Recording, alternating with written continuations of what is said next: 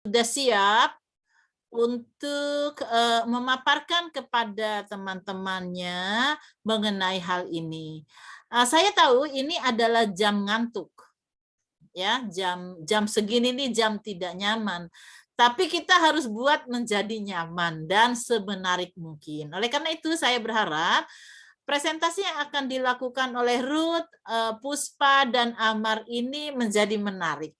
Coba bagaimana caranya presentasi yang menarik yang membuat teman saudara penasaran gitu, ya. Jangan lempeng aja cuman baca apa PPT. Nah, itu bukan presentasi yang bagus ya. Tapi Anda seperti ngobrol dengan teman, Anda seperti ngobrol saja. Seperti saya nih dengan Anda kan ngobrol ini ya. Kita mau bicara ini, yang presentasinya ini gitu ya. Nah, jadi seperti itu aja, nggak usah tegang, sehingga teman-teman Anda tertarik ya. Dan ini sesuatu yang memang penting diketahui oleh siapapun tenaga kesehatan ataupun non tenaga kesehatan ya. Baik, saya lihat di sini sudah ada 38 orang mahasiswa. Saudara semuanya berapa orang? Halo? Rival Faus. Masuk Ibu, semuanya ada 39. 39 berarti kurang 1 ya. Kan ini 39 dengan Bu Yeti. Halo, Roynaldo Gultom, apa kabar? Jangan pasang foto, Bu Yeti pengen ketemu. Iya. Faris, Nurse 2B, Nurse Faris. Halo, Faris sudah ada di ruangan ini apa belum? Halo Faris. Mana? Kemana dia larinya tuh? Faris, sudah ada? Coba disapa Bu Yeti. Iya. Sudah ada? Sylvia, Ita Sylvia, halo. Sudah ada? Oke, Baik, jangan Ibu. oke. Saya pakai 2 device. Oh, pakai 2. Berarti kalau begitu yang hadir belum lengkap dong. 38. Kalau 2 device berarti baru ada 37 ya. Oke. Kenapa pakai 2 device, Ita Sylvia? Enggak, Ibu, tadi saya zoom-nya tuh di handphone, terus saya mau pindah ke laptop. Oh, gitu. Oke. Rival, kamu sudah bangun? Ya, nyisir Ibu, dulu. kenapa Ibu? Kita nyisir dulu rambut kamu kok jabrik begitu. Ya, Ibu mau cukur Ibu. Oh, cukur, nyisir dulu atuh rambut kayak orang bangun tidur ya. Coba siapa yang bilang, nah gitu. Kalau enggak pakai jepitan gitu, ngapa Faris? Rival. Faris sudah ada belum Faris? Barusan? Mana? Oke, saya kira ini sudah semua hadir. Oke, baik. Saya kira sudah on kamera semua. Oke, saya monitor di sini. Baik, saya mulai ya. Assalamualaikum warahmatullahi wabarakatuh. Selamat sore semuanya. Saya tahu Anda sudah cukup lelah, tapi jangan kira Bu Yeti juga dari pagi full, dari jam 8 yang nguji, ya diuji, ya macam-macam ya. Tapi tetap harus semangat ya. Kalau tidak semangat kita tidak bergairah ya. Oleh karena itu kalau mau Anda belajar semangat ya, Anda konsentrasi dengan konten. Pasti semangat ya. Kita punya masalah besar loh ini di Indonesia. Termasuk perawat yang harus menghadapinya itu masalah stunting. Ya, stunting kita itu sangat tinggi. Ya sama dengan TBC. TBC itu juara nomor 2 di dunia. Indonesia 2 terbesar penderita TBC, stunting juga demikian. Ya kalau Anda calon-calon tenaga kesehatan ketika mendengar itu adalah masalah kesehatan di Indonesia, harusnya sudah mulai tergerak gitu. Ih, HIV-nya tinggi, kenapa ini? Bagaimana? Di mana? Bagaimana penyebarannya? Seperti apa menanjaknya gitu.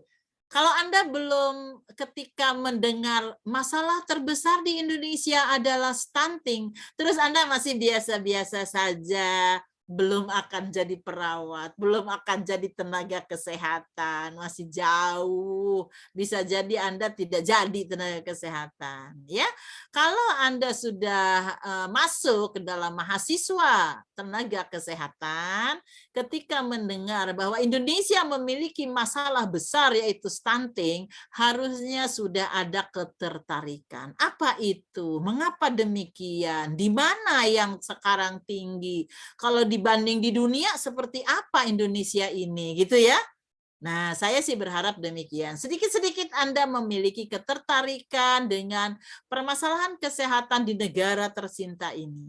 Ya, Anda akan berkecimpung di dalam penanganan masalah kesehatan. Nah, oleh karena itu dihadirkan satu mata kuliah tentang kebijakan kesehatan dengan harapan saudara mulai memahami mengenai masalah-masalah besar kesehatan di Indonesia. Oke, baik, pada sore hari ini 3 teman saudara telah mempelajari, telah membuat makalah, telah membuat PPT, telah saya berikan masukan arahan, akan menyampaikan hasil diskusi di antara bertiga ini. Mudah-mudahan diskusinya menarik, tidak hanya membacakan PPT, tetapi menjelaskan dengan cara mengobrol dengan teman saudara.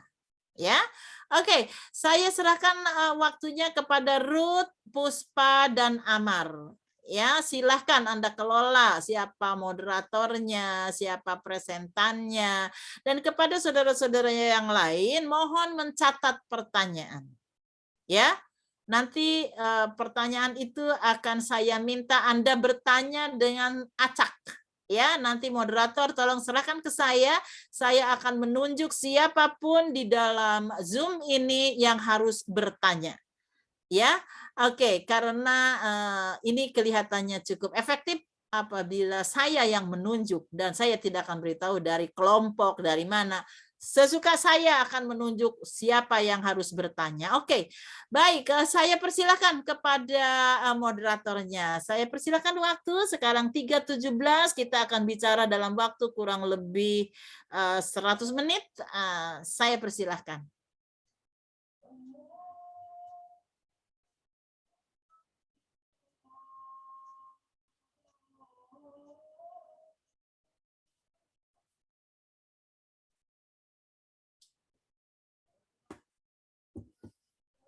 Baik, sebelumnya apakah suara saya sudah terdengar?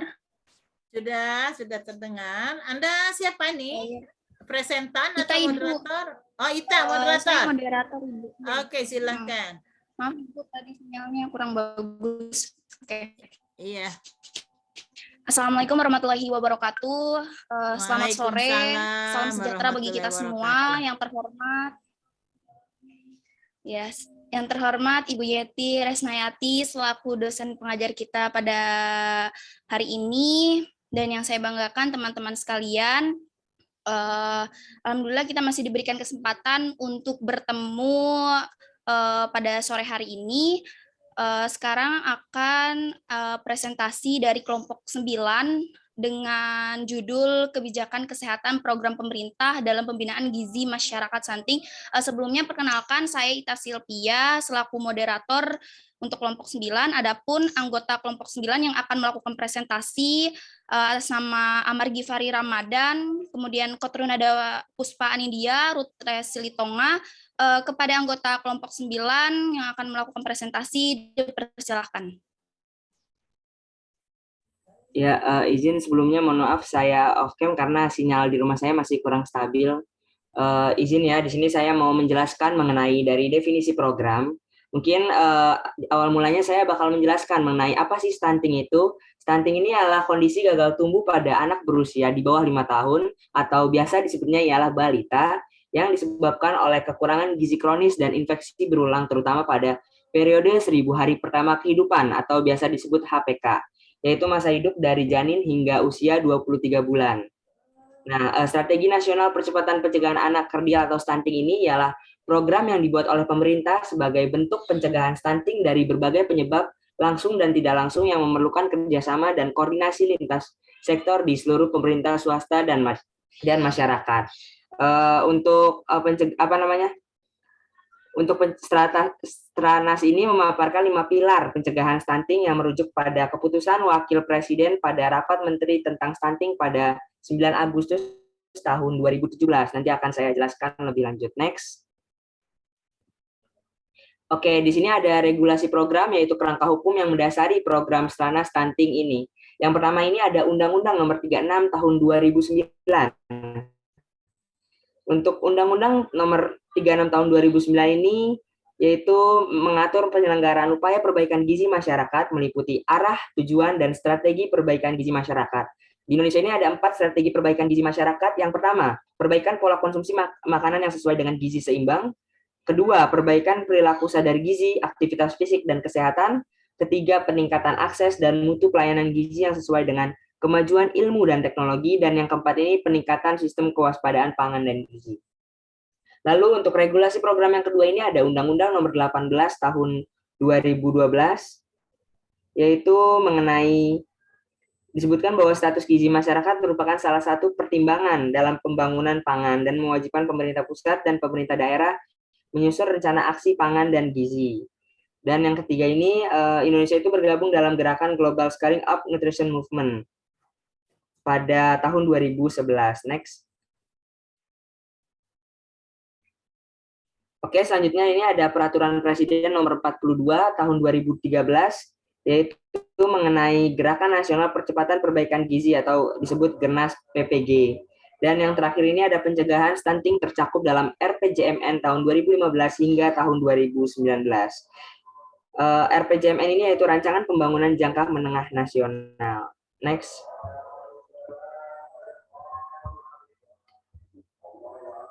Oke, di sini ada arah dan kebijakan program. Arah dan kebijakan program strategi nasional percepatan stunting ini ialah menetapkan target nasional, mengurai hambatan dan masalah yang muncul, mengapresiasikan kinerja pemerintah daerah yang berhasil menurunkan prevalensi stunting dan berbagai praktik secara cerdas. Di sini ada arah dan kebijakan program. Yang pertama itu ada penguatan pelayanan kesehatan primer, kedua pelayanan kesehatan menggunakan pendekatan siklus hidup, dan yang ketiga peningkatan sinergisme lintas sektor pusat dan daerah untuk menuju konvergensi dalam intervensi sasaran prioritas program. Nah, di sini ada dibagi 3 prioritas ya teman-teman. Yang pertama ini ada prioritas utama.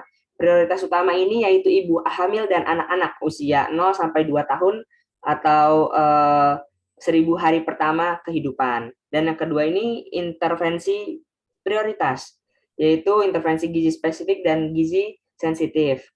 Dan yang ketiga ini ada kabupaten atau kota prioritas. Pada tahun 2020 sampai 2024, semua desa di semua kabupaten itu termasuk kota prioritas secara bertahap. Selanjutnya.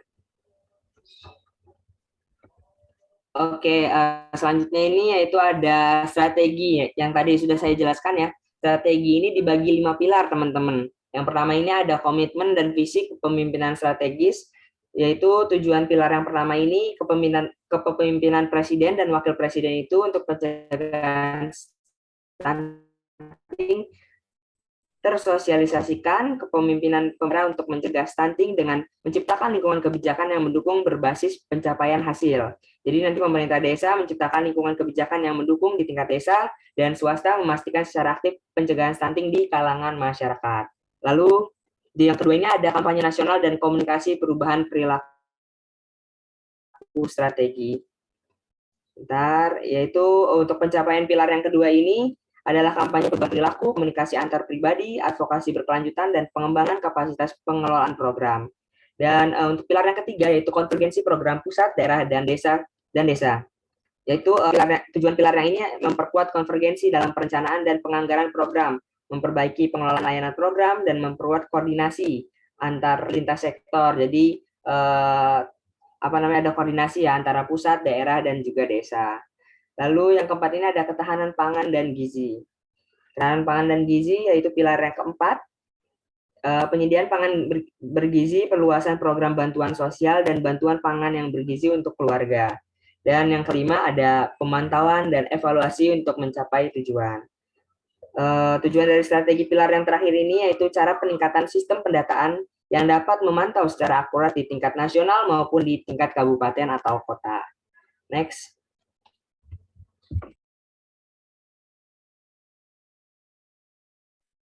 Ya, izin masuk teman-teman, izin untuk melanjutkan. Kemudian ada peran pemangku kepentingan, ada 5. Yang pertama itu pemerintah pusat. Peran lembaga atau kementerian dalam program tersebut diantaranya, yang pertama ada satu akses, mengkoordinasikan dan memperkuat komitmen pimpinan pusat dan daerah dalam percepatan pencegahan stunting. Yang kedua, ada kementerian atau lembaga yang menangani urusan perencanaan pembangunan nasional. Dengan melakukan perencanaan, pengendalian, pemantauan, dan evaluasi dalam percepatan pencegahan stunting. Yang ketiga, ada kementerian yang menangani urusan keuangan. Tugasnya itu mempersiapkan anggaran percepatan pencegahan stunting. Kemudian yang keempat, ada kementerian yang menangani urusan kesehatan. Dengan cara memastikan tersedianya akses dan meningkatkan mutu pelayanan gizi spesifik, serta bersama dengan kementerian yang menangani urusan komunikasi dan informasi, mengkoordinasikan kampanye perubahan perilaku. Yang kedua, ada pemerintahan provinsi. Peran pemerintahan provinsi diantaranya mensosialisasikan kebijakan prioritas pembangunan nasional terkait dengan upaya percepatan pencegahan stunting. Kemudian ada merumuskan kebijakan daerah yang mendukung upaya percepatan stunting di wilayah provinsi. Yang ketiga ada memberi bantuan tenaga teknik dan pelatihan untuk memperkuat kapasitas kabupaten atau kota dalam melaksanakan aksi konvergensi atau integrasi. Dan yang terakhir ada mendorong bupati atau wali kota di wilayah administrasi dalam berkomitmen dan melaksanakan secara aktif upaya pencegahan stunting. Kemudian yang ketiga ada pemerintahan kabupaten atau kota. Peran pemerintahan kabupaten atau kota diantaranya itu ada yang pertama, merumuskan kebijakan kabupaten atau kota dalam rangka percepatan pencegahan stunting, termasuk meningkatkan peran camat dalam mengkoordinasikan perencanaan, pelaksanaan, dan pengendalian percepatan pencegahan stunting hingga tingkat ke desa. Kemudian yang kedua ada mensosialisasikan kebijakan terkait upaya percepatan pencegahan stunting sebagai salah satu prioritas pembangunan nasional, khususnya kepada kecamatan dan desa. Kemudian ada melakukan pengawasan terhadap pelaksanaan kegiatan pencegahan stunting yang dilakukan oleh desa, dan yang terakhir ada mengkoordinasikan bantuan dari masyarakat, dunia usaha, donor, serta pihak lainnya yang terkait dalam upaya pencegahan stunting ke kelompok sasaran dan lokasi desa. Kemudian yang keempat, ada pemerintahan desa. Peran pemerintahan desa diantaranya melakukan pendataan 24 terhadap kelompok sasaran, permasalahan terkait stunting, cangkupan layanan dasar kepada masyarakat, dan kondisi penyedia layanan. Yang kedua, ada pembentukan dan pengembangan sekretariat bersama yang berfungsi untuk ruang belajar dalam pengandalian aspirasi, aktualisasi budaya, aktivitas kemasyarakatan, akses informasi serta forum masyarakat peduli. Dan yang terakhir ada pemantauan pelaksanaan program atau kegiatan pencegahan stunting dan pendataan secara berkala yang akan dilakukan sebagai salah satu bahan pengisian dan pelaporan scorecard desa kepada OPD. Kemudian yang terakhir ada non-pemerintahan. Peran non-pemerintahan diantaranya itu dalam dunia usaha berperan dalam pengembangan, kendali mutu, distribusi, serta pemasaran makanan yang bergizi untuk memadai sejalan dengan peraturan dan perundang-undangan yang berlaku. Kemudian yang kedua ada mitra pembangunan, bertujuan mendukung program dan kegiatan pemerintah dalam upaya percepatan perbaikan gizi, terutama perencanaan, pengembangan, dan pelaksanaan kebijakan. Dan yang terakhir ada organisasi masyarakat madani dengan melakukan advokasi, komunikasi perubahan perilaku, dan pemberdayaan masyarakat terkait stunting. Next. Ya, angka stunting di tahun 2021. Angka stunting secara nasional menunjukkan perbaikan dengan turunnya tren sebesar 3,3% dari 27,7% pada tahun 2019 menjadi 24,4% pada tahun 2021. Secara umum, tren status gizi membaik dari tahun ke tahun. Kalau kita lihatnya dari 2018, 2019, 2020 hingga 2021, angka stunting sudah menurun sampai menjadi 24,4%. Untuk provinsi dalam kategori kronik dengan angka stunting rendah dan situasi tinggi di dalamnya terdapat 5 provinsi, di antara lain ada Lampung, Bangka Belitung, Kepulauan Riau, DKI Jakarta, dan Yogyakarta. Kemudian kategori akut dengan angka stunting tinggi dan luas rendah adalah Bengkulu. Next. Kemudian ada isu stunting. Bencana Nasional atau BKKBN mengungkap bahwa kabupaten dengan prevalensi balita stunting tertinggi di Indonesia terdapat pada Kabupaten Timur Tengah, Selatan atau TTS dan Nusa Tenggara Timur. Nasional Kabupaten Timur Tengah Selatan menduduki puncak nomor 1 pada prevalensi balita stunting. Halo, sebentar. Itu bukan dan, kamu bacanya salah. Kabupaten Timur Tengah Selatan, Nusa Tenggara Timur. Ini kabupaten di Provinsi NTT. Nanti jadi salah loh kalau salah bacanya. Coba pelan-pelan bacanya dihayati ya. Iya. Izin mengulang, Badan Kependudukan dan Keluarga Bencana Nasional (BKKBN) mengungkap kabupaten dengan prevalensi balita stunting tertinggi di Indonesia adalah Kabupaten Timur Tengah Selatan, Nusa Tenggara Timur. Secara nasional, Kabupaten Timur Tengah Selatan menduduki puncak nomor 1 dalam prevalensi balita stunting di antara 246 kabupaten di 12 provinsi di Indonesia. Selain menduduki peringkat tertinggi prevalensi balita stunting, angka 48,3% prevalensi stunting di Kabupaten Timur Tengah Selatan bahkan melampaui 2 kali lipat angka toleransi prevalensi stunting yang dikeluarkan oleh Badan Kesehatan Dunia atau WHO. Dalam keterangannya, keterangan tertulisnya BKKBN juga mengatakan berdasarkan data SSGI 2021, NTT memiliki 15 kabupaten berkategori merah. Label merah sendiri tersematkan karena 15 kabupaten di NTT ini memiliki prevalensi balita stunting di atas 30%. Di antaranya itu ada Timur Tengah Selatan, Timur Tengah Utara, Alor, Sumba Barat Daya, Sumba Barat, Sumba Tengah, Samburai Jua, Manggarai, Manggarai Barat, Manggarai Timur, Lembata, Kabupaten Kupang, Malaka, Belu, dan Rotendao. Sedangkan ada 7 kabupaten di NTT yang berkategori kuning atau prevalensi balita stunting. Ini slide-nya belum pindah ya di tempat saya, di tempat Anda ya, udah Ibu, pindah? menambahkan. Oh. Tidak ada di dalam slide. Ya. Oke. Sedangkan ada 7 kabupaten di NTT yang berkategori kuning atau prevalensi balita stunting masih di antara 20 hingga 30%. 7 kabupatennya itu diantaranya Ngada, Sumba Timur, Nagekeo, Ende, Sika, Kota Kupang, dan Flores Timur. Sebentar, saya mau manggil dulu orang yang tidur nih. Roynaldo, halo? Roynaldo? Kamu ada di sini nggak?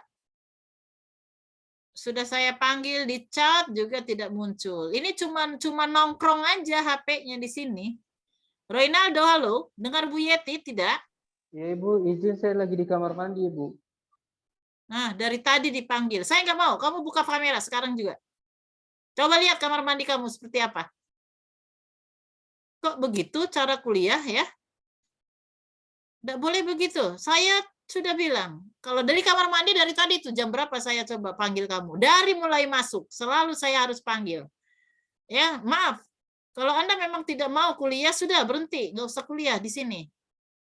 Ya, kamar mandi itu tadi dong, sebelum kuliah kan saya beri waktu. Jangan kebiasaan seperti itu ya. Siapa lagi yang off kamera? Kuliah. Kalau mau tidur. Nggak usah tanda tangan sebagai kehadiran kuliah. Ya, saya tidak suka begitu. Dosennya aja nangkring dari tadi, nggak ada off kamera. Nah, satu lagi nih, Faris, kemana kamu? Nih yang laki-laki ini susah juga ya dibangun mentalnya ya.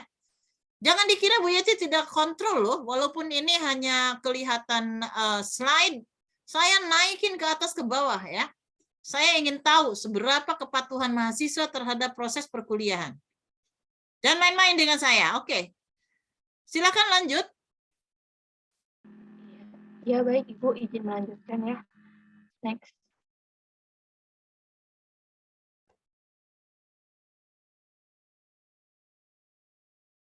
Ya, selanjutnya ada penata laksanaan kebijakan program. Pemerintah melalui Tim Nasional Percepatan Penanggulangan Kemiskinan atau TNP2K telah menetapkan status kabupaten atau kota prioritas penanggulangan stunting. Daerah prioritas atau daerah yang menjadi fokus utama intervensi stunting adalah daerah yang memiliki angka prevalensi stunting tinggi dibandingkan dengan daerah lain. Hal ini berkaitan dengan anggaran yang dialokasikan untuk penanggulangan stunting. Daerah prioritas penanggulangan stunting memiliki anggaran khusus yang memang diperuntukkan bagi program-program perencanaan penanggulangan dan pencegahan stunting. Di Provinsi Kepulauan Bangka Belitung, terdapat 2 daerah termasuk ke dalam 100 daerah prioritas penanggulangan stunting, yaitu Kabupaten Bangka dan Bangka Barat. Selanjutnya. Ya, selanjutnya ada program intervensi stunting yang dicanangkan pemerintah. Jadi ada 2 intervensi yang dicanangkan pemerintah. Yang pertama ada kerangka untuk gizi spesifik ya. Yang pertama ada program terkait intervensi dengan sasarannya ibu hamil. Yang kedua program yang sebentar, jelaskan dulu apa yang dimaksud dengan intervensi spesifik itu dan apa itu intervensi sensitif. Baru Anda jelaskan. Definisinya apa dulu supaya ngait. Silakan. Ya, baik Ibu. Jadi kerangka intervensi stunting yang dilakukan oleh pemerintah di Indonesia terbagi menjadi 2, yaitu intervensi gizi spesifik dan intervensi gizi sensitif. Kerangka pertama itu adalah intervensi gizi spesifik. Jadi ini menyangkut tentang gizi yang utama yang harus diberikan kepada klien. Bukan, salah. Coba lihat apa yang dimaksud dengan intervensi gizi spesifik dulu. Lihat di sumbernya. Saya sudah berikan. Intervensi gizi spesifik adalah intervensi gizi yang bukan yang utama. Siapa yang bisa bantu? Timnya?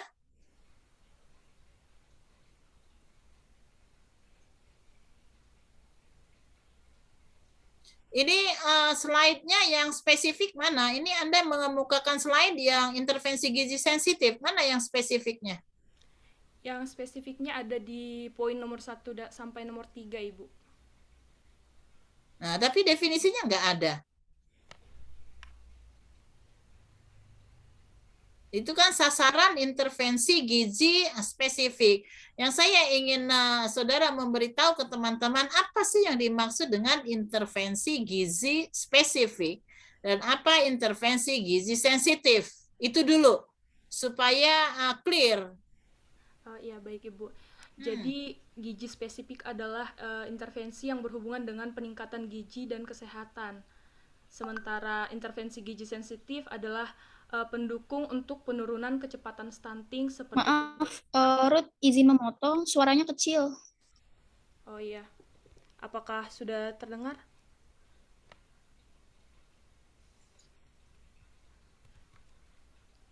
Baik, saya lanjutkan ya Ibu. Jadi intervensi gizi spesifik adalah intervensi yang berhubungan dengan peningkatan gizi dan kesehatan.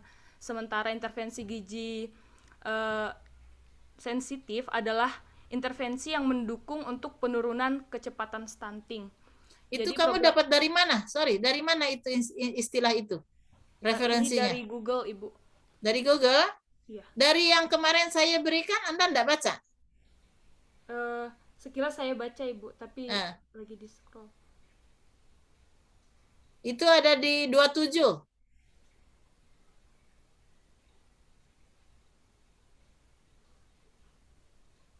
Bahasanya masih belum kena. Ketemu? Di info singkat. Ya, sebentar Ibu.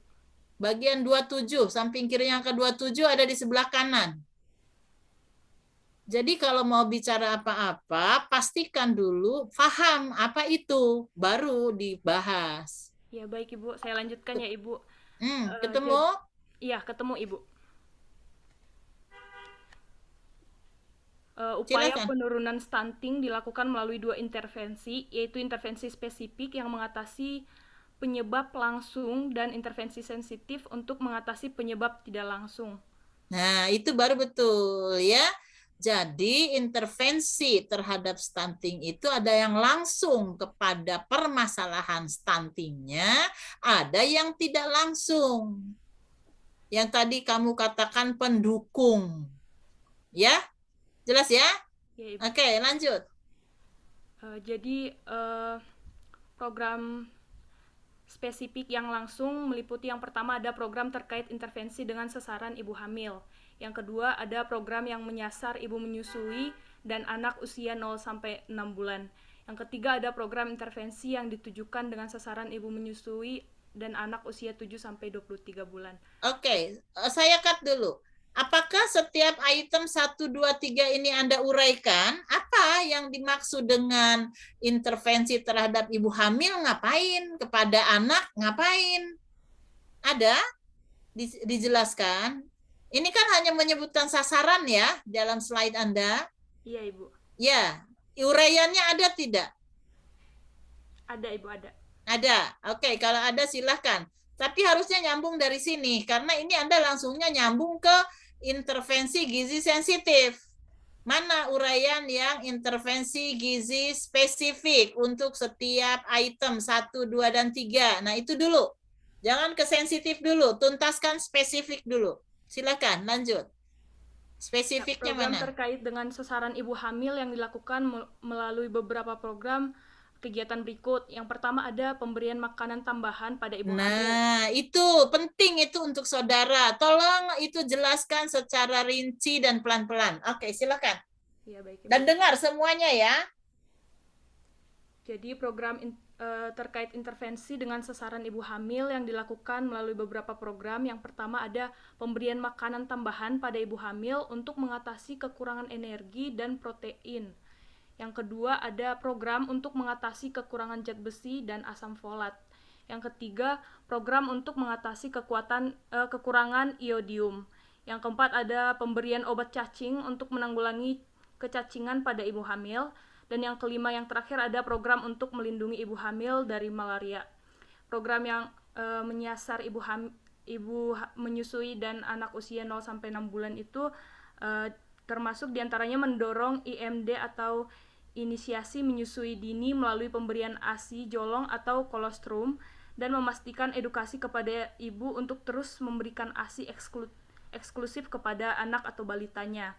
Yang ketiga ada program intervensi yang ditujukan dengan sasaran ibu menyusui dan anak usia 7 sampai 23 bulan itu dengan mendorong penerusan pemberian ASI hingga usia 23 bulan, didampingi oleh pemberian MPASI, menyediakan obat cacing, menyediakan suplemen zinc, melakukan fortifikasi zat besi ke dalam makanan, dan memberikan perlindungan terhadap malaria, memberikan imunisasi lengkap, dan melakukan pencegahan dan pengobatan diare. Oke, yang kamu baca itu adanya di mana, Ruth? Itu ada di makalah, Ibu. Oke, makalahnya sudah di-share ke seluruh teman sekelas? Iya, sudah dikirim ke grup kelas, Ibu. Oke, jadi kalau menjelaskan begitu, teman-teman saya tidak menjelaskan lengkap, tolong dilihat pada makalah halaman sekian, gitu ya. Jadi beritahu temannya ya, Ruth. Iya, baik, Ibu. Ya. Baik, saya lanjutkan. Intervensi gizi sensitif ya, yang telah dilakukan oleh pemerintah melalui KL terkait beberapa terkait KL ini apa, Ruth? KL? Kementerian atau lingkungan, Kementerian Lingkungan gitu ya. Nah, kalau nggak tahu tuh di ini apa namanya dicari. Pemerintah melalui kementerian ya, atau lembaga. Kementerian melalui lembaga terkait beberapa diantaranya adalah sebagai berikut. Yang pertama, menyediakan dan memastikan akses pada air bersih melalui program PAMSIMAS atau penyediaan air bersih dan sanitasi berbasis masyarakat. Yang kedua, menyediakan dan memastikan akses pada sanitasi melalui kegiatan sanitasi total berbasis masyarakat atau yang disebut dengan STMB. Yang ketiga, melakukan fortifikasi bahan pangan, yaitu ada garam, tepung,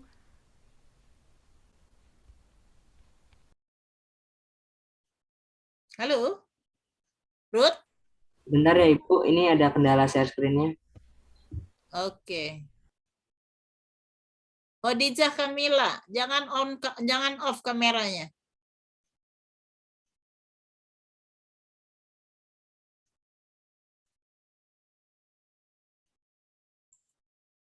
Kalian jangan mengira kalau off kamera sementara sedang ada share screen, Bu Yeti tidak tahu ya. Saya punya cara bagaimana melihat yang off kamera pada saat share screen kawannya. Otomatis itu kelihatan. Ya, jadi jangan kira Bu Yeti nggak melihat nih, dia lagi lihat share screen. Tidak ya. Seluruh dosen tahu itu. Langsung muncul yang tidak ada di kamera. Sudah bisa lanjut, Ruth? Ya, saya lanjutkan ya Ibu. Jadi tadi yang ketiga ada melakukan fortifikasi bahan pangan, yaitu garam, terigu, dan minyak goreng. Yang keempat, Ruth tahu nggak fortifikasi itu apa? Jelaskan.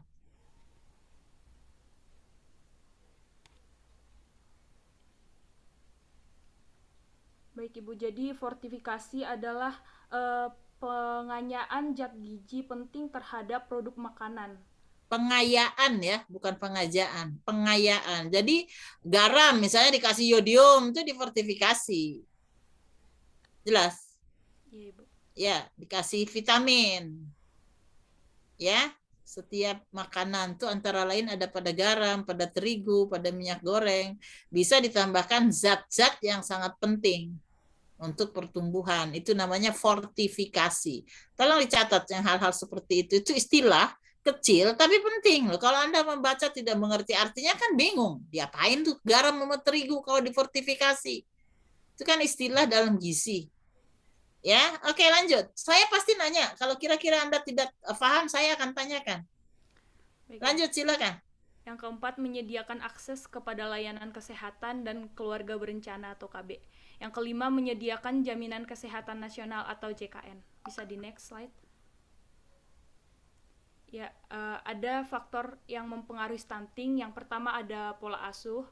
Yang kedua ada pola makanan. Yang ketiga ada pengetahuan orang tua. Pola makan, bukan pola makanan ya, Ruth. Oh ya, maaf Ibu. Yang kedua ada pola makan, yang ketiga pengetahuan orang tua terkait gizi, yang keempat ada kesehatan ibu, yang kelima kesehatan anak, yang keenam pemberian ASI eksklusif, yang ketujuh partisipasi di posyandu, dan yang kedelapan faktor lingkungan. Next. Adapun upaya penanggulangan stunting, yang pertama pemberian tablet tambah darah pada ibu hamil. Yang kedua, pemberian makanan tambahan atau PMT pada ibu hamil. Yang ketiga, imunisasi dasar lengkap. Yang keempat, pemberian vitamin A. Dan yang kelima, pemberian makanan tambahan atau PMT pada balita. Boleh di next slide. Adapun peran perawat dalam kebijakan program dalam pencegahan stunting, yang pertama adalah caregiver. Jadi caregiver itu adalah peran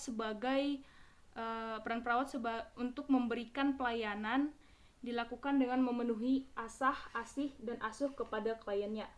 Yang kedua ada advokat. Jadi dalam peran ini perawat dapat mewakili kebutuhan dan harapan keluarga klien. Yang ketiga ada pencegahan penyakit. Perawat melakukan penyuluhan preventif yang dapat mencegah berbagai penyakit sehingga secara bermakna juga dapat menurunkan tingkat stunting. Dan yang selanjutnya ada pendidik. Perawat harus mampu mendidik dengan cara mengubah perilaku hidup klien. Pokoknya memberikan edukasi sebanyak-banyaknya agar klien tidak lagi mengalami gangguan atau masalah yang sama. Selanjutnya sebagai konseling. Klien berkonsultasi dengan perawat terkait mengubah perilaku hidup yang tidak sehat menjadi pola hidup yang baik, dan juga klien bertanya bagaimana cara klien untuk mengatasi stunting.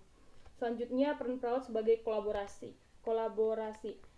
Dalam hal ini perawat bisa bekerja sama dengan ahli gizi untuk memperhatikan kebutuhan gizi dan nutrisi klien. Yang selanjutnya pengambilan keputusan. Perawat juga bisa sebagai pengambilan keputusan etik pada misalnya saat akan melakukan tindakan keperawatan. Dan yang terakhir adalah peneliti. Perawat bisa melakukan pengkajian tentang kasus-kasus stunting yang banyak terjadi sehingga bisa meningkatkan mutu pelayanan keperawatan. Next.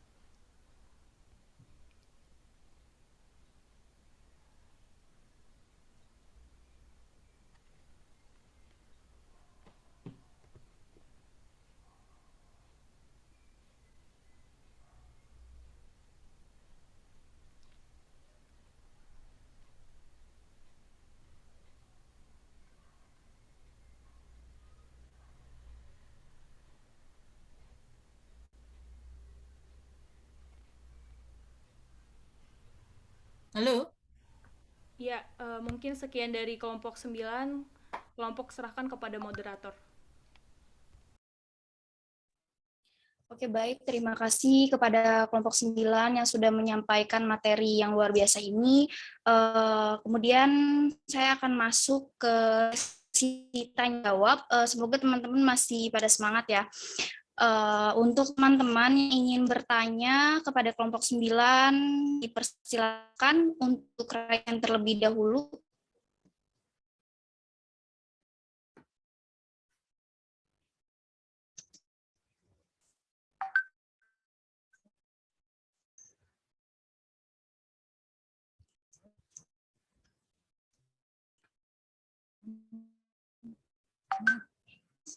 Ayo, mau bertanya apa Bu Yeti yang harus nunjuk?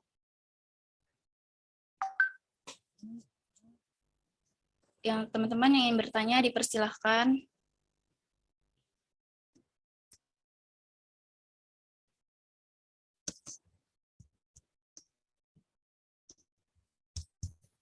Oh, kamu sudah share ya makalahnya ya? Ya, sudah Ibu. Oke. Oke, silakan. Tidak ada yang bertanya? Bu Yeti harus nunjuk.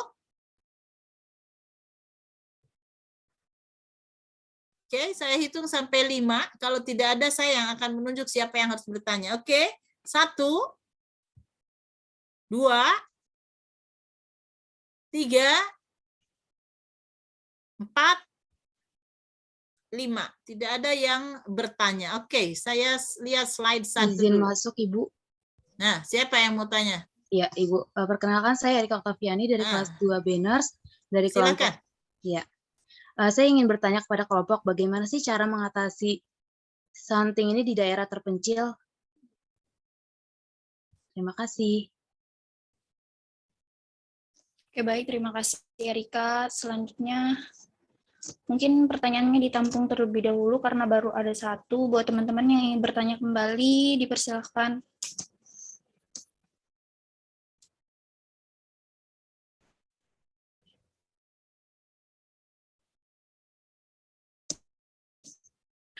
Kepada Sabrina Novielda, dipersilakan untuk menyampaikan pertanyaannya. Baik, terima kasih moderator. Izin masuk moderator, izin bertanya. Sebelum izin memperkenalkan diri, nama saya Sabrina Novielda, izin bertanya kepada kelompok. Maaf Sabrina, suaranya boleh di volumenya boleh ini lagi ya? Digedein lagi. Apakah suaranya sudah lebih besar moderator? Udah. Oh ya, baik. Izin bertanya ya kepada kelompok. Tadi kan sudah dijelaskan di PPT mengenai isu stunting di NTT ya. Di sini saya ingin bertanya, apa saja sih program-program yang sudah dilakukan pemerintah pada kasus stunting yang ada di NTT? Maksudnya program-program dalam menanggulangi dan mengatasi kasus stunting yang ada di NTT. Seperti itu. Terima kasih. Oke, terima kasih kepada Sabrina Novielda. Mungkin 2 pertanyaan dulu ya. Buat teman-teman yang lain yang ingin bertanya, dipersiapkan dulu pertanyaannya. Tadi itu ada 2 penanya dari Erika dan Sabrina. Yang pertama itu dari Erika, bagaimana cara mengatasi stunting di daerah terpencil. Kemudian pertanyaan dari Sabrina itu program-program yang dilakukan pemerintah pada kasus apa sih untuk mengatasi atau menanggulangi stunting di NTT seperti itu. Pada kelompok 9 dipersilakan untuk menjawab.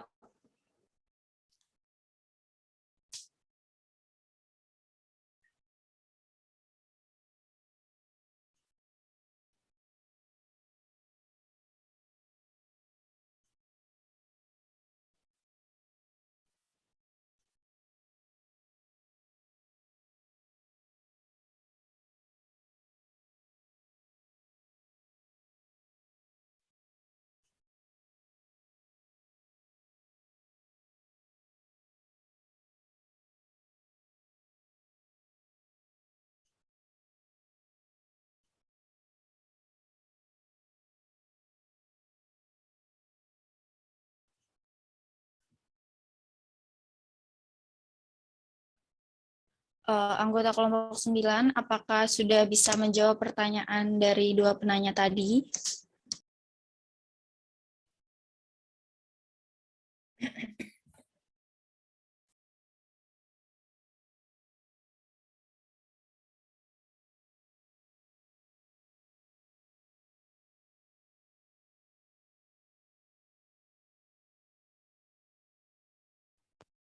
Ya, moderator, izin masuk, izin menjawab pertanyaan dari Sabrina terlebih dahulu.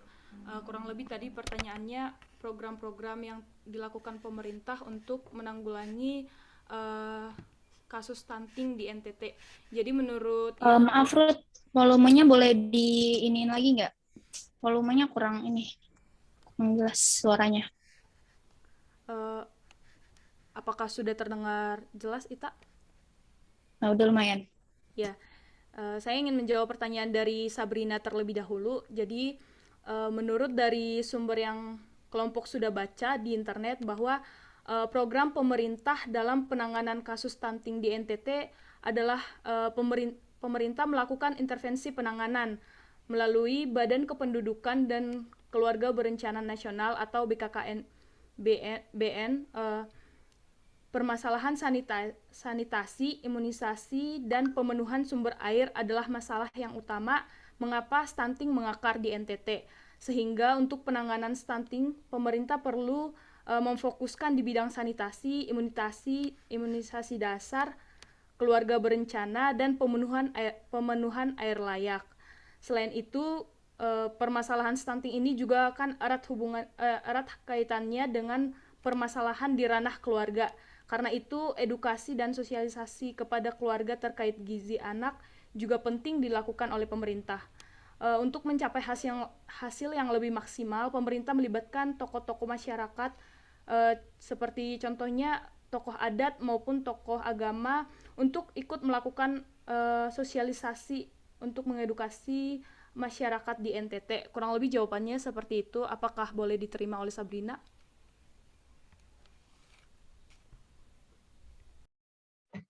Baik, berarti kalau misalnya programnya itu lebih masuk kepada intervensi gizi sensitif ya? Iya, benar. Baik, sudah cukup. Terima kasih kelompok.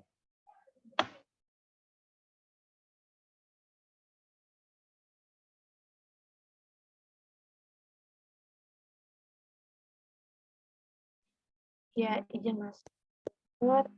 Saya Kotunada Puspandia, izin menjawab pertanyaan dari Erika. Izin mengulangi ya Erika, tadi pertanyaannya bagaimana cara mengatasi stunting di daerah terpencil. Apa benar begitu Erika? Ya, izin menjawab, Puspa. Ya, benar seperti itu pertanyaannya. Ya, izin menjawab juga ya, menurut Jurnal Direktorat Jenderal Pembangunan dan Pemberdayaan Masyarakat, upaya pencegahan stunting itu dilakukan melalui dua intervensi, yaitu intervensi gizi sensitif untuk menyasar penyebab langsung dan intervensi gizi sensitif untuk menyasar penyebab tidak langsung. Selain mengatasi penyebab langsung dan tidak langsung, diperlukan juga tuh adanya prasyarat pendukung yang mencakup dari komitmen politik dan kebijakan untuk melaksanakan keterlibatan pemerintah dan lintas sektor. Pencegahan stunting juga memerlukan pendekatan yang menyeluruh, yang harus dimulai dari pemenuhan prasyarat pendukung, intervensi gizi spesifik juga menyasar penyebab langsung terjadinya stunting. Begitu ya, Rika. Apakah sudah cukup? Ya, izin menjawab. Puspa sudah cukup. Terima kasih. Baik, sama-sama ya, Rika.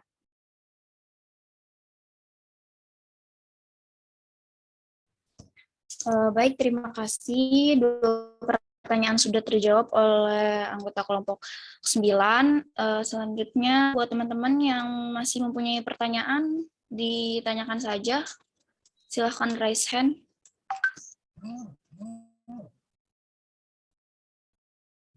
Assalamualaikum, moderator. Izin bertanya dong buat kelompok. Iya, silahkan Tarisa. Jadi kan di itu tuh ada, kenapa sih dalam gizi spesifik hasilnya didapat dalam waktu yang relatif pendek? Terima kasih. Baik. Tarisa. Yang masih punya pertanyaan, silakan raisen supaya nanti pertanyaannya langsung dijawab aja.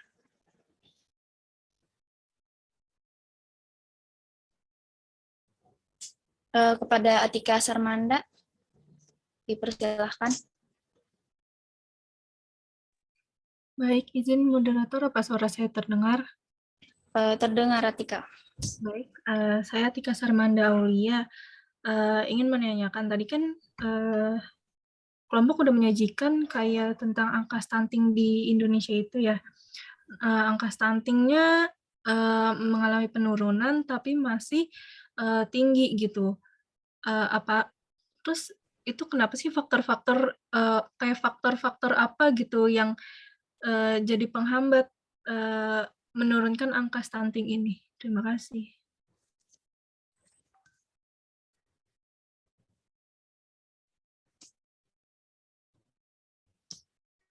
Oke, Atika, jadi pertanyaannya intinya tadi itu faktor apa saja yang menghambat penurunan angka stunting ya? Itu pertanyaan dari Atika.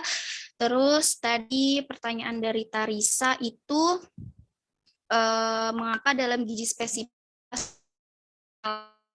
pendek seperti itu. Nah, untuk kelompok 9 dipersilahkan untuk menjawab.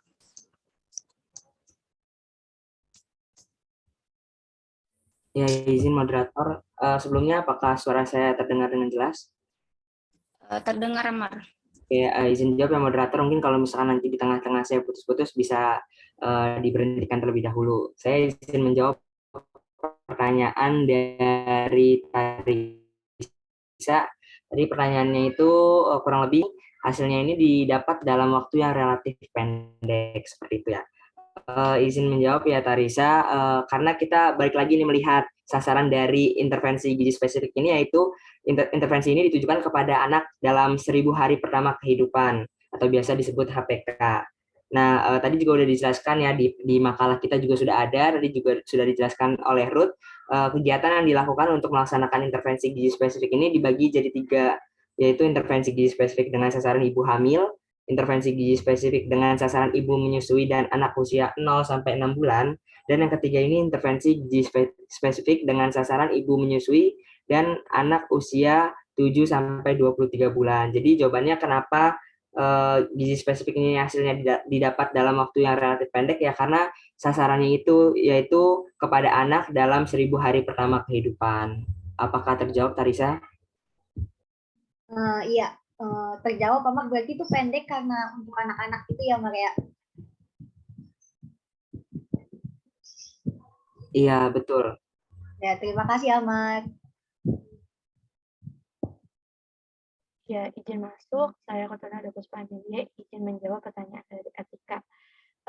Katanya kan di Indonesia udah turun ya presentasi stuntingnya. Terus apa sih faktor penyebab yang menyebabkan Indonesia itu masih tinggi? Itu yang saya tangkap.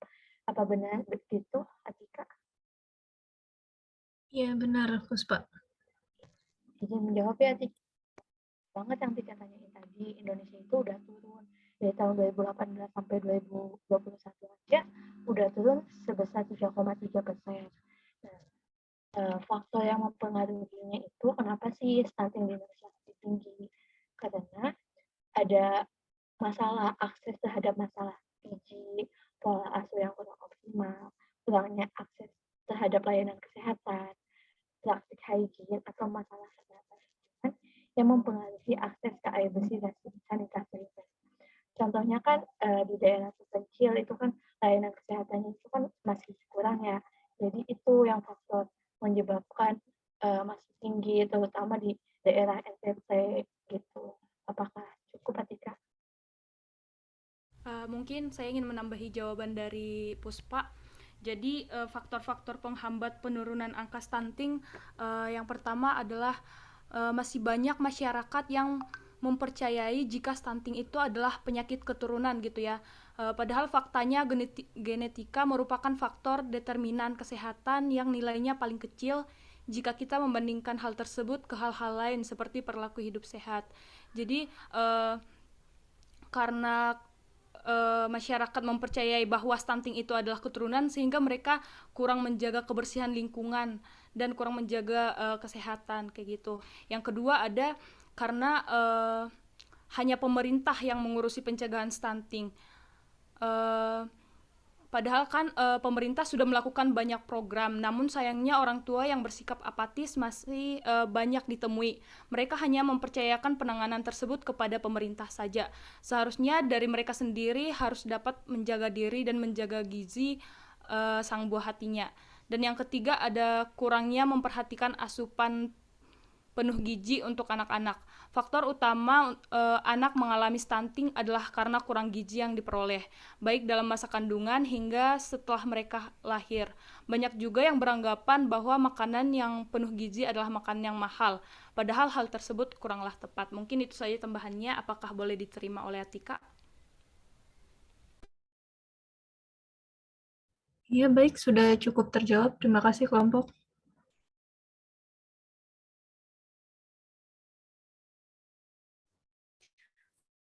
Baik, terima kasih kepada anggota kelompok 9 yang sudah menjawab pertanyaan-pertanyaan dari teman-teman, dan buat teman-teman juga terima kasih yang sudah bertanya. Mungkin sudah cukup ya. Saya selaku moderator mohon maaf undur diri. Selanjutnya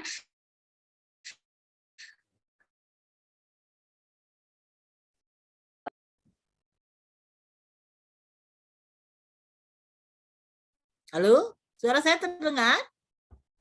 Terdengar, Ibu. Terdengar. Ini gimana? Nggak terdengar suaranya moderator barusan? Gimana di akhirnya? Ada kesimpulan tidak dari kelompok? Kalau presentasi harusnya diakhiri dengan kesimpulan ya. Jadi apa kesimpulannya? Baik, Ibu. Jadi stunting itu merupakan kondisi gagal tumbuh ya, sering terjadi pada kasus anak-anak di bawah 5 tahun, terus sehingga anak tersebut juga menjadi terlalu pendek untuk anak seusianya. Jadi tumbuhnya itu tidak sesuai dengan ininya, Bu. Tidak sesuai dengan keharusannya, itu, Ibu. Mungkin itu aja sih, Bu, dari saya. Kan judulnya program. Maka kesimpulannya harus ke arah program dong, kebijakan. Ini yang harus nyimpulin kelompok dong. Ita, angkat kata kelompok nggak? Enggak, Ibu. Saya moderator aja. Enggak. Oke, gini. Ini lain kali kalau saudara presentasi. Terima kasih, Ita. Lain kali kalau saudara itu diminta presentasi dan jelas tujuan daripada proses pembelajaran ini, harus disiapkan slide khusus untuk kesimpulan. Ya, nah kesimpulan ini tentu mengacu kepada judul. Saudara kan sedang belajar bagaimana kebijakan pemerintah terkait dengan stunting. Ya, oke. Jadi kalau disimpulkan, pertama, bahwa stunting merupakan masalah besar di Indonesia yang sedang berupaya oleh pemerintah sedang diturunkan.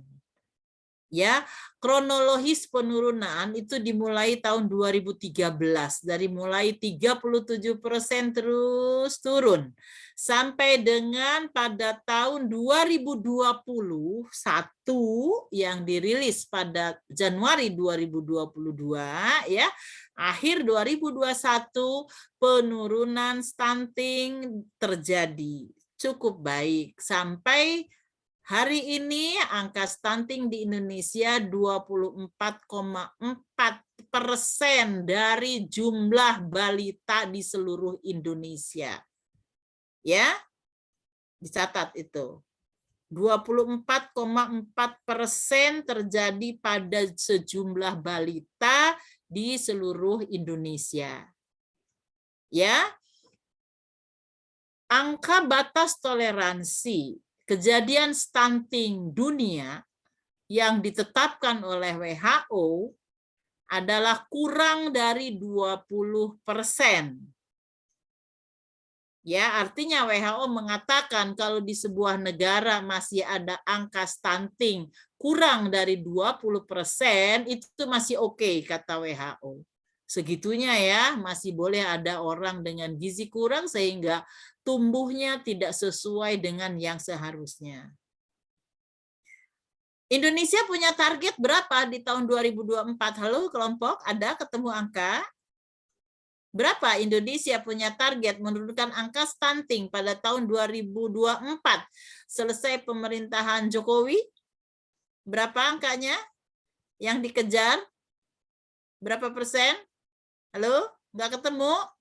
Puspa? Nah, nggak ketemu. Kalau kita bicara strategi, pasti itu didasarkan kepada target yang ingin dicapai. Ya, Indonesia ingin mencapai angka 14%. Angka stunting di Indonesia pada tahun 2024. Nah, sekarang 2022. Untuk menurunkan hampir 10%, ya, 10 lebih dalam waktu 2 tahun, Anda bisa bayangkan. Ya, menurunkan itu tidak mudah.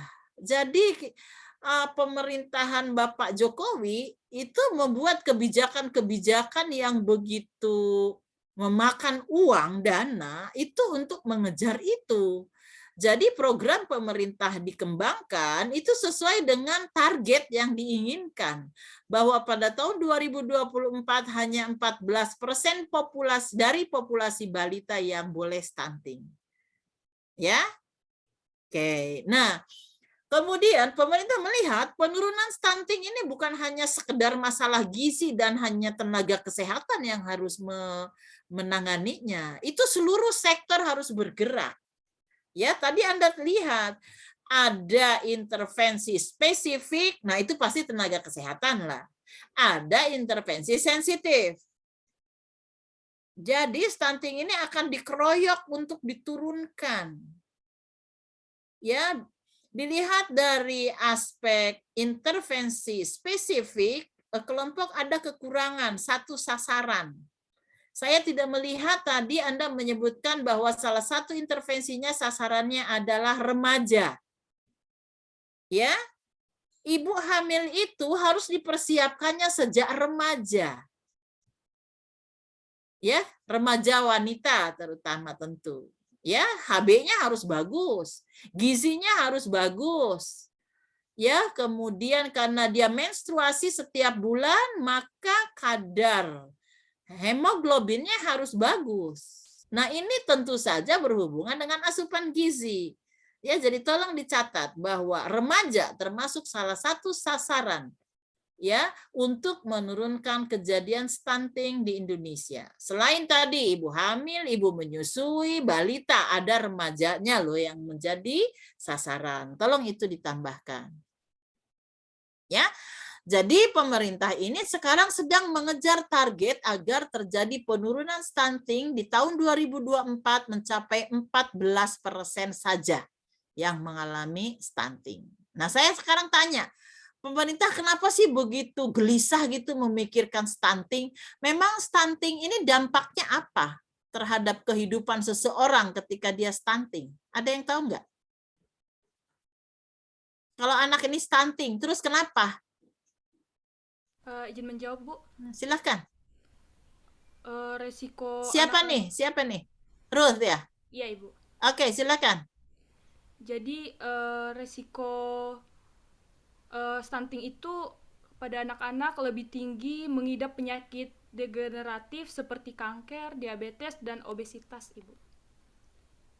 Kamu lihat referensinya di mana itu? Ini dari Google, Ibu. Dari Google. Oke, silakan dipelajari. Di mana-mana orang bicara stunting. Keluarkan saja satu kata di dalam Google stunting. Itu keluarnya banyak. Penelitian tentang stunting di jurnal. Banyak sekali. Kenapa? Stunting ini suatu kondisi yang merefleksikan berbagai masalah di Indonesia. Masalah gizi, masalah ibu hamil, masalah remaja, masalah tenaga kesehatan yang melayaninya. Jadi banyak merefleksikan. Artinya apa? Kejadian stunting ini ditunjang oleh permasalahan lain yang terjadi di Indonesia. Malu, terus terang saja malu. Sebuah negara dengan stunting tinggi itu sangat malu. Sebuah negara dengan angka kematian ibu dan bayinya tinggi itu sangat malu. Karena itu terjadi karena banyak hal, banyak faktor. Faktor ekonomi hubungannya dengan gizi, ya, hubungannya dengan kualitas pelayanan kesehatan, dengan ketersediaan tadi apa, JKN lah, air lah, imunisasi lah ya. Jadi suatu kondisi yang kita bisa bercermin gitu loh, kejadian ini karena apa. Nah, ya Anda harus punya suatu sensitivitas rasa ya sebagai calon-calon perawat profesional. Kenapa ini terjadi? Ya, tolong ini dicamkan bahwa sekali lagi program pemerintah untuk menurunkan stunting ini punya target, punya strategi, punya intervensi-intervensi yang harus dilakukan. Dan kita sebagai perawat tentu akan bisa berkontribusi terutama di dalam penanganan intervensi gizi spesifik. Saudara bisa mengedukasi, saudara bisa melakukan intervensi-intervensi yang spesifik pada balita, pada ibu hamil, ibu menyusui maupun remaja. Ya, kalau Anda tadi mengatakan begitu luasnya peran perawat, tetapi belum sampai kepada kerjaannya apa sih untuk peran itu, gitu. Nah, untuk bisa mengetahui peran saudara sebagai perawat, saudara harus tahu dulu apa program-program yang dilaksanakan di masyarakat. Kepada ibu hamil kita bisa apa? Kepada remaja kita bisa apa? Kepada balita kita bisa apa? Nah, itu yang harus diidentifikasi. Ya, bahwa kalau nurse as an advocate, nurse as a caregiver, itu oke, peran itu. Tetapi saya sebetulnya lebih ingin Anda mengidentifikasi apa sih pekerjaan pencegahan stunting ini yang dapat dilakukan oleh seorang nurse gitu. Identifikasi itu. Tentu saja mengidentifikasi ya dari program-program yang akan dilaksanakan. Cukup jelas sampai di sini tentang stunting dan programnya. Anda jangan lupa dengan angka-angka ya. Ya, kita bicara kebijakan, bicara peraturan itu targeted. Artinya selalu ada angka yang ingin dicapai. Ya, kemarin di ujian tengah semester saya banyak mengemukakan angka. Karena bagaimanapun sekali lagi indikator-indikator itu harus dicapai. Ya, ketika kita bicara kebijakan, ketika kita bicara target, ketika bicara strategi, itu pasti ada indikatornya angka capaian. Angka capaian atau angka penurunan. Ya, jangan lupa 14% 2024, 24,4 saat ini. Ya, ada effort-effort yang harus dilakukan oleh seluruh komponen bangsa, termasuk kita sebagai tenaga kesehatan. Oke, demikian saya kira. Anda pernah lihat gambar anak stunting? Nah, saya tadi sudah kirim ke kelompok, mungkin bisa di-share screen. Saya ingin Anda lihat gambaran anak stunting itu seperti apa sih dibandingkan dengan yang seharusnya.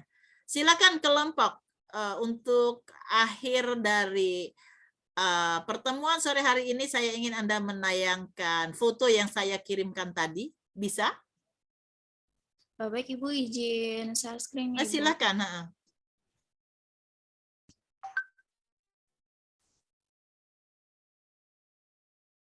Sudah terlihat? Belum, sebentar lagi. Nah, bisa lihat semuanya? Ini adalah gambaran anak stunting. Ada garis di atasnya, itu harusnya tinggi anak ini yang sama-sama 8 tahun, itu pada posisi garis di atas. Sementara mereka ada di bawah garis itu. Jadi tingginya tidak mencapai tinggi normal anak usia 8 tahun. Jadi akan pendek-pendek orang ini. Ya, barangkali suatu saat Anda bisa berkunjung ke Nusa Tenggara Timur, khususnya Timur Selatan. Ya, akan banyak ketemu anak-anak ini tidak cukup tinggi. Ya, kira-kira gambarannya seperti itu. Silahkan, banyak gambar di Google.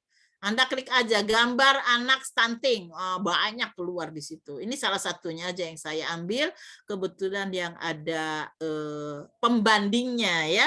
Kalau kita mengatakan pendek, kan pasti kita melihat pendek dari mana. Kalau namanya kita mengatakan pendek, tinggi, besar, kecil, kan harus ada pembandingnya ya. Kalau tidak ada garis itu tuh, tidak ada garis yang ada panahnya, emang punya makna? Tidak. Ya, paling Anda mengatakan itu yang stunting itu yang paling tengah karena beda sendiri, enggak gitu ya. Jadi kalau yang namanya kita mengatakan dia pendek, dia tinggi, pasti ada pembandingnya ya. Gambarnya seperti itu. Nah, saudara sebagai remaja saat ini kalau saudara merencanakan 6 tahun ke depan saudara akan menikah ya, berarti harus mempersiapkan gizi itu dari sekarang. Gizi yang sehat, gizi yang baik. Ya, jangan hanya belajar tuh untuk masyarakat, untuk orang lain, untuk diri sendiri juga harus dibangun. Siapa yang tahu sekarang berapa kadar hemoglobin saudara saat ini? Ada yang pernah memeriksa? Jangan-jangan anemia. Karena Anda semuanya menstruasi yang perempuan ini setiap bulan akan mengeluarkan hemoglobin. Harusnya Anda tahu kadar hemoglobin Anda berapa sekarang. Kalau kadar HB Anda di bawah 13 harus dikejar. Ya, jangan sampai ketika akan menikah HB-nya masih 12. Jangan hamil dulu kalau begitu. Hamil kalau HB Anda di atas 13, itu baru risiko stunting akan berkurang. Ketika HB Anda 12, ketika akan hamil, nah itu hati-hati. Ya, mungkin Anda, karena gini, tidak semua orang miskin yang stunting itu. Ya, bisa orang itu ekonominya cukup baik, hanya tadi pola makan yang salah. Pagi-pagi makan mie, gitu, siang makan cilok, gitu. Terus sorenya makan spaghetti, nggak ada nutrisinya. Itu kan tuh kadang-kadang mahasiswa seperti itu. Di pojok sana aja tuh tukang cilok tiap hari habis. Yang beli mahasiswa, saya bingung. Ini anak tuh tahu nggak ya kandungan cilok itu apa gitu. Nah, jadi hati-hati sebagai seorang remaja putri ya, kalau makan gitu, itu lebih baik bikin sendiri ya.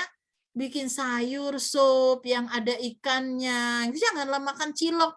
Pagi mie, siang cilok, malamnya sudah mie ayam lagi gitu. Nah, ini cikal bakal HB rendah, bayinya stunting nanti. Ya, jangan sampai ada perawat stunting nanti anaknya, itu kebangetan. Ya, berarti nggak belajar dia di sekolahnya.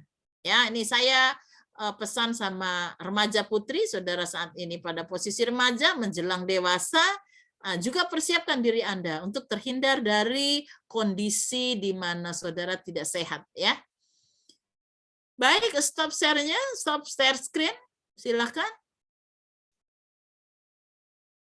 Baik, saya kira pertemuan kita sore ini sudah cukup ya. Ini sudah pukul 16:24. Pertama saya persilakan saudara untuk screenshot. Silakan saudara isi dot form atau Google Form untuk absen. Ya, saya minta semuanya terlihat kepalanya, mukanya ketika Anda screenshot. Ini saya sering melihat screenshot hanya ujung jilbabnya saja, pucuk jilbabnya atau pucuk kepalanya, atau laki-laki cuma jambul rambutnya. Ya, dan tidak tahu walaupun itu ada namanya. Saya minta tolong ya, Anda saat ini kita pada posisi di mana masih Zoom, ketika diambil gambarnya ini harus betul ya. Rival, kemana Rival nih? Ayo, mukanya yang jelas, mukanya yang jelas. Amelia mukanya kurang tinggi. Coba Anda lihat sendiri. Hadijah, makanya tidak terlihat. Vina Julia mana? Vina Julia, Fabela. Halo, Vina. Kemana tuh? Nggak ada. Vina Julia, siapa? Ada di sini nggak? Nah, telepon sama temannya, Bu Yeti nyari gitu. Tidur? Masak? Ke warung atau apa nih? Halo? Silakan screenshot. Yang tidak ada fotonya nanti saya akan telepon. Anida. Anida mukanya tidak kelihatan. Ya silakan. Vina Julia tidak di screenshot. Mungkin dia sedang ke pasar. 1, 2. Sudah, Ibu. Iya. Vina Julia ada di sini sekarang. Halo? Vina Julia? Ya, Ibu. Dari mana kamu? Izin ke toilet, Bu, tadi. Nah, kamu nggak ke screenshot. Screenshot ulang. Mana mukanya? Kelihatan. Jangan pucuk jilbabnya aja.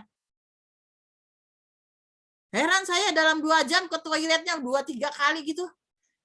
Kalau saya mau Zoom semuanya saya persiapkan. 1, 2, 3. 1, 2, 3. Sudah, Ibu. Oke. Ini pesan saya ya soal ke toilet sedang Zoom. Saya kira kita tahu lah kapan blast itu penuh gitu loh. Kalau dalam waktu 100 menit dan Anda siapkan diri ketika Anda akan Zoom, nggak akan penuh deh. Minum segentong juga. Ya, orang produksi urin itu sekian cc per menit gitu. Jadi kalau bicara dengan dosen ini perawat atau dokter, di awal nih sudah dikasih tahu, silahkan semuanya untuk menyiapkan diri, termasuk buang air kecil. Kalau baru 10 menit, izin toilet gitu ya. Padahal tadi sudah dikasih waktu, itu nggak masuk di akal. Kita tahu bagaimana produksi urin gitu. Kecuali kamu minum teh pekat gitu.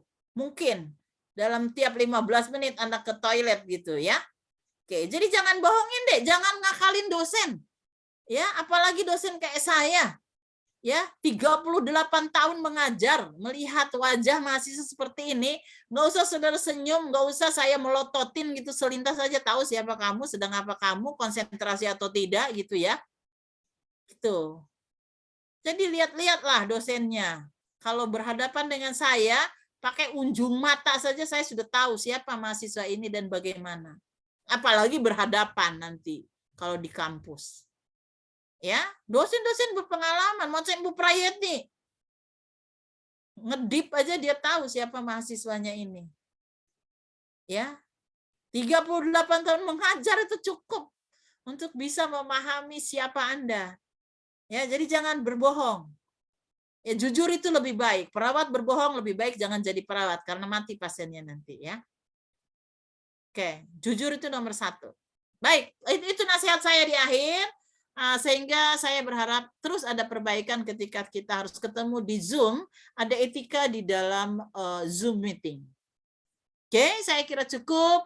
Saya akhiri dengan wabillahi taufik wal hidayah. Wassalamualaikum warahmatullahi wabarakatuh dan selamat sore. Sampai jumpa lagi di lain kesempatan. Ya. Waalaikumsalam. Ibu, terima kasih. Terima kasih. Mohon maaf yang saya omel-omelin ya. Oke, saya ngomel karena sayang sama Anda. Saya nggak mau Anda jadi perawat yang abal-abal. Ya, yang ada di Zoom ini harus menjadi perawat profesional. Oke, saya izin keluar dari Zoom ya. Iya, Ibu. Yuk.